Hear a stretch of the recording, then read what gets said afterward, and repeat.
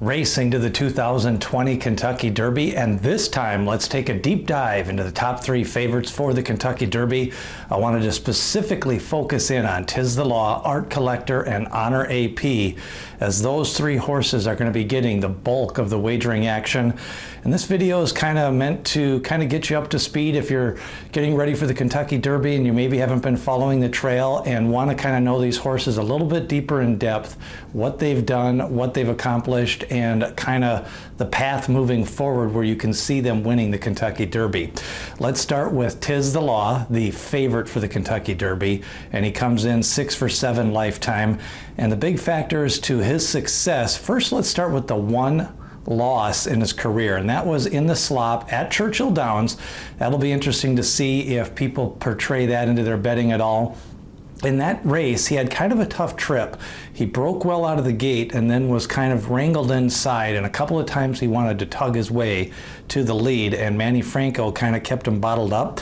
Now, when they came down the stretch, seam did open, but asking a 2-year-old in his third lifetime start to make a move like that would have been asking a lot. Also, a couple of other horses just really seemed to relish the slop that day and kind of out-sprinted Tiz the Law to the wire. So that's his only loss.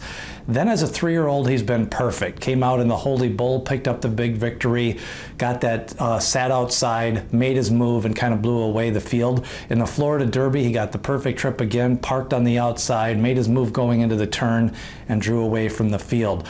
Then in the Belmont Stakes, again, another good trip. He's got that tactical speed to get that perfect trip, and then he kind of put it all together with the Travers domination. And I think the key factor in that Travers race was that they did not allow Uncle Chuck to get comfortable on the front end. About 25 seconds into that race, he was sitting on the outside of Uncle Chuck's flank, and Uncle Chuck did not get that dream trip that they've been getting.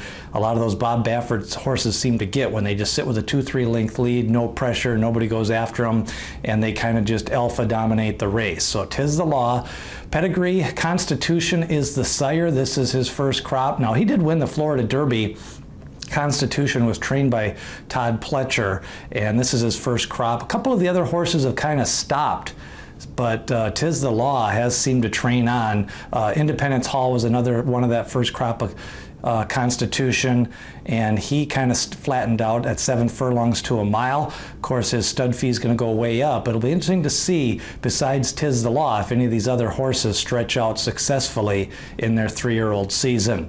So Tiz the Law, 6 for 7 lifetime, son of Constitution. Of course, he gets that late developing pedigree on the broodmare side, with Tiz now as the broodmare sire, and really nothing to fault. He's got a 1:15 Brisnet speed figure in his last race. He's got some fast Beyer speed figures. Nothing to fault on Tiz the Law. Art Collector comes in with 5 straight wins on the track. He got disqualified out of one of them. Late developer, ran on the turf as a 2-year-old, and a lot of times you see that nowadays in the last 10-15 years. Horses will run in that turf as a 2-year-old to get some of that conditioning in them. And of course, as a 3-year-old, is really flatlined out here the last 3 races. What's interesting about him, he's got some great late pace ratings in a couple of his wins, especially that allowance win 3 back, then came on with a strong late pace rating in the Bluegrass Stakes. Then he put it all together the last time out again and picked up a nice win in the Ellis Park Derby. 3 straight triple-digit Brisnet speed figures. He's got some strong late pace ratings. Distorted Humors really do like the Churchill Downs surface, and he's one of those horses that he's got tactical speed. He's been on the front end. He kind of chased Swiss Skydiver down and then went on to victory. And then in the Ellis Park Derby, when he was kind of the lone speed and the big favorite, they kind of just took it to him early. I think he had plenty of tank at the wire in that race. So I think if he's forwardly placed, Art Collector is going to run his race. Now, Honor AP, there's another one. His only loss, kind of interesting. He chased the lone speed and Authentic in his loss to start out the year, but he had missed some time training. He was supposed to run in the Sham Stakes in January, missed that race with a foot problem. Then, since then, he has not really missed a workout. He was trained a little bit light going into the Shared Belief, but was running late, and I definitely think the 1.25 miles is probably going to suit him best of the top 3 contenders. Although they all are forwardly placed, I could see Honor AP sitting in that 7th or 8th spot and then making his move, kind of weaving his way through horses. So he's probably going to be a little bit more trip dependent. I think if Art Collector is ridden aggressively, he'll be in a strong spot, and I think Tiz the Law can kind of do whatever he does, but I think he wants to be in the top 4 or 5 early in that top flight of horses. Now, Honor AP, his big win in the Santa Anita Derby, sat outside the pace setter in that race, took the lead, got first jump on Authentic, and I think a lot of people have liked his pedigree being out of a Grade 1 winning mare, and of course that Honor Code and AP Indy pedigree. AP Indy, one of the better distance sires of the last 25 years. So those are the big 3 contenders.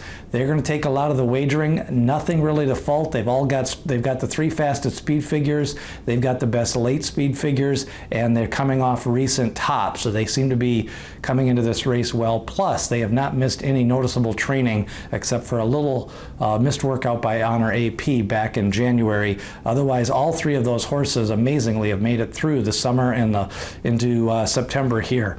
So we'll take a look at some more contenders tomorrow, but remember, hit subscribe, ring that bell for notifications, and share this video with all your horse racing friends. We're going to have a selection show, we're going to have an undercard show, and get you ready with some Kentucky Derby bets coming up later on next week as we get you on the road to the 2020 Kentucky Derby.